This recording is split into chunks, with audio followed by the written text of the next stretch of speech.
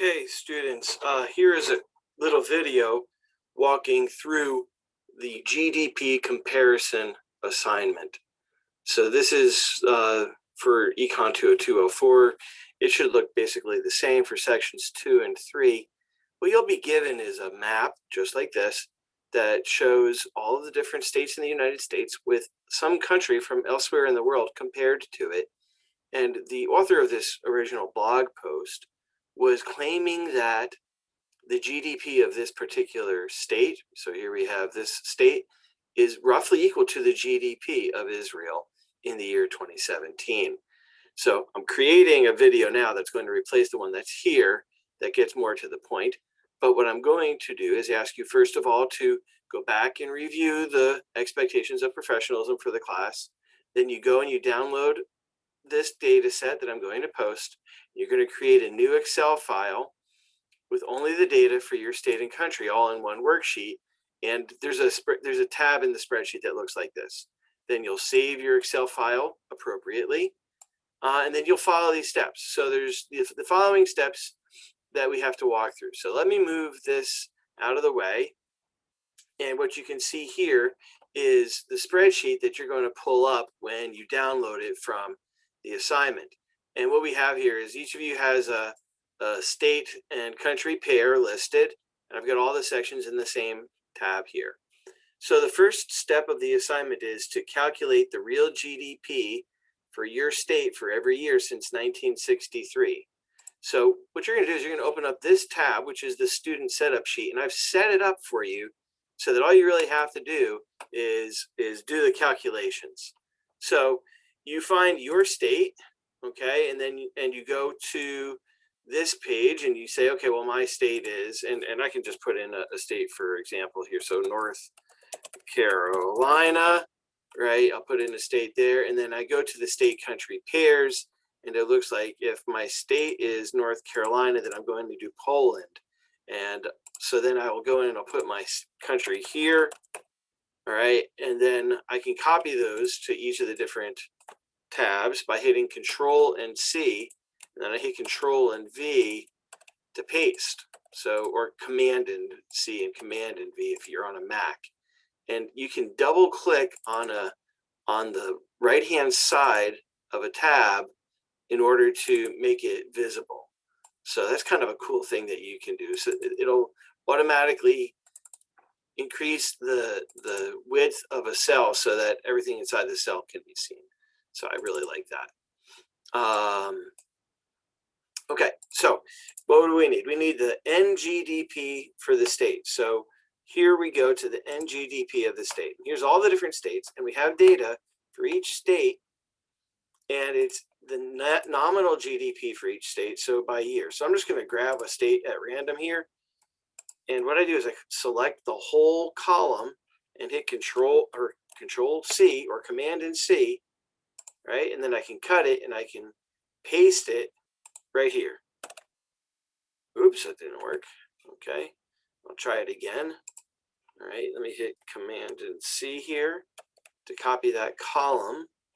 Take it back to my state setup sheet. No, okay. Try one more time.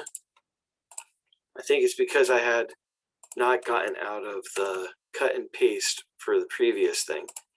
So messing around with this a little bit will help. Boom, there you go. Okay, and so I have the years over here. So I'll need to drag. If you drag something that's like a series of numbers and drag it, it'll continue to extend that series of numbers automatically. Excel is just an incredible tool for doing these kinds of things. So there you go. Okay.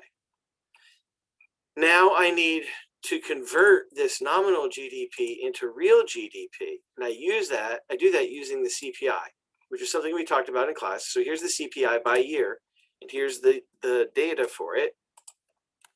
So again, I'll hit Command and C, and then hit Command and V here, and it gives me this. So the question is, right, what year do I want to convert this data from into?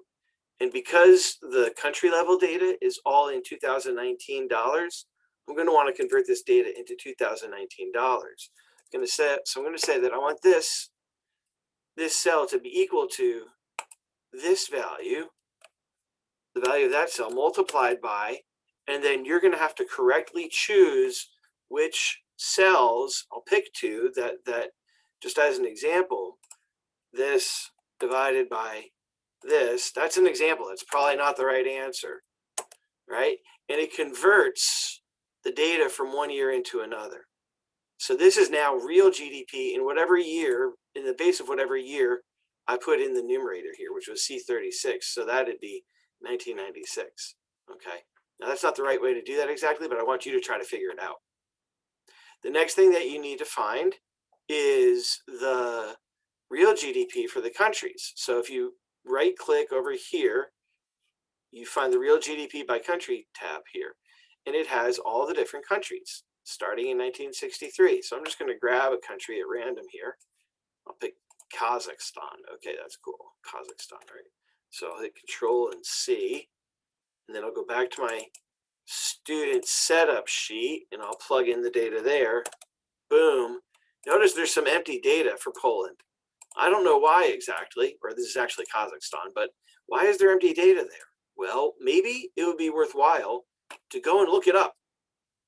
I think it would be worthwhile to go and look up why the data is missing for those years. It might have something to do with history. So when you write your report on all of this, it would be a good idea to look that part up. Okay, then the next, what do I need? I need the population of North Carolina. So here's population by state. So I'll grab the population of one of these states. Notice I'm not using North Carolina because I'm not trying to help anybody in particular get their assignment done. I plug in the population for the state, and then I plug in the population for the country. I'm just going to pick a country at random here. Looks like I grabbed Ireland. All right, it's St. Patrick's Day this week, so that's cool. Okay, so I'll plug this data in, right? Okay, and there I've got that data too. Well, then I need to calculate real GDP per capita. So I've got real GDP and I've got population. There's a calculation that'll tell you, right, what the GDP per capita is. So you need to put that there. And then I want you to take the natural log of the real GDP per capita. Okay? I want you to take the natural log of the real GDP per capita. And that's going to tell you something. So in order to do that, you have to put equals ln natural log, and you'll just put whatever was in the cell for that country. That's how the equations kind of thing works. And you hit enter and it'll show up. And you do that for Poland as well. And then I want you to find the real GDP per capita growth rate. So that's going to be another calculation that you're going to have to do. And you're going to have a blank spot for one of these years for reasons that should become apparent eventually. Okay, what you're going to do then is you're going to create some graphs. Okay, so how do you create graphs using Excel? So what we do is we come up here to insert, and here's what we do. We hit this charts button, and we create a scatter plot. Okay, cool. So we have an area. Now what do I need? I need to select data.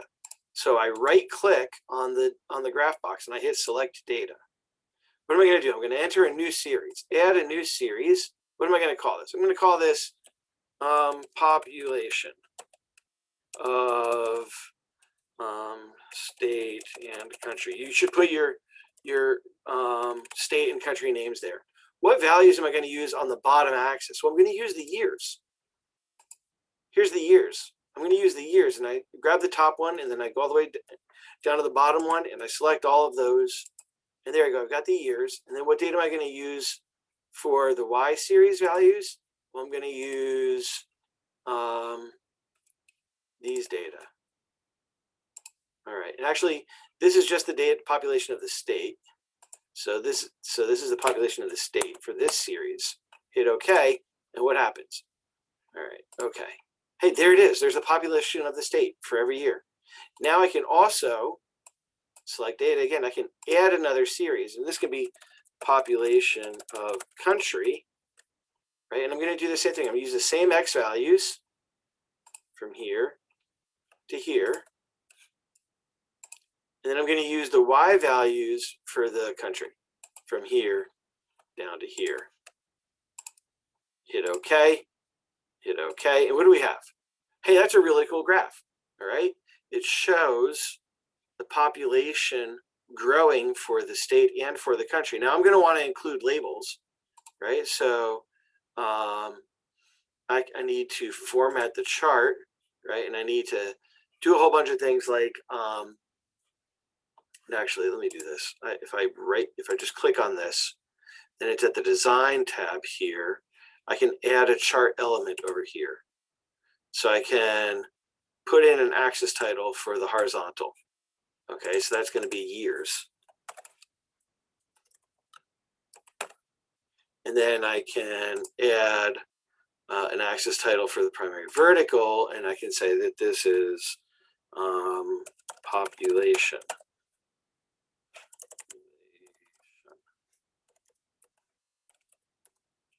Okay, and then I can add a chart title and put it above the chart, perhaps like this. All right, and then I can say, okay, population of state and country, and you should put your state and your country in. And there you have a nice chart. Now, when you grab this, you can grab it like on the corner here and make it bigger. You can see it better that way. And what you do when you put this into your Word document is you just right click on it, hit copy, and then you open a Word document. Here's a Microsoft Word document, there's a blank one, right? And I can just paste it like this, like a picture. And then if I need to change the size of it, I can just grab the corner and change the size of it. Looks like I misspelled population. Oops. Okay. Now, for the natural log graph, when you do this calculation, it's going to give you a number it's going to create a number here. I want you to, if you can figure out how, I want you to, instead of using the numbers here to describe the y-axis, I want you to use the real GDP per capita on this axis. It's going to be a very complicated step, but I'm not going to show you how. I'm going to recommend that you go to YouTube to try to figure out how to change the labels on this axis. And because I want you to put these numbers, I want these numbers on the axis to be these numbers, but I want them to be described by these numbers. So it's kind of complicated, and but that's a challenge to you. Okay, so what else did I ask you to do? So you're going to create a graph for the real GDP for your state and your country. You're going to create a graph for the population. 3 graphs, 4 graphs, 5 total graphs. Then you're also going to go online and find a map of your state and also find out some information about your state, like how big is your state, how much area and geography is there, and so on and so forth. All right, and include all of that in your Word document. Make sure that you create a good Word document and so on, right? And include all the important information in your report. And then when you write your report, I want you to write about the stuff that you found, and then write about the other stuff, like have another paragraph, have like a paragraph for introduction, a paragraph that tells what's happening in this graph, and another paragraph that tells what's happening in the next graph. And then you're probably going to want to have like a conclusion at the end that shows what are your findings, observations, thoughts, stuff that seems to be interesting to you about what you did in this report. And remember, you want this to be nice and professional, something that you would give to a boss someday or something like that. Okay, I think that's the majority of what I want you to do. Remember that when you turn in an assignment like this, the expectation is that, first of all, you format everything correctly. So you use the correct, file name for your assignment, that you make everything look really nice, that it be well and professionally done. I want you to upload both the Excel file that you create and the Word document that you create. All right, and then and turn it in. So my expectation is that this is going to take you about 4 hours to do at the most. Some students were able to do it in just a half hour because the explanation was pretty straightforward, I think.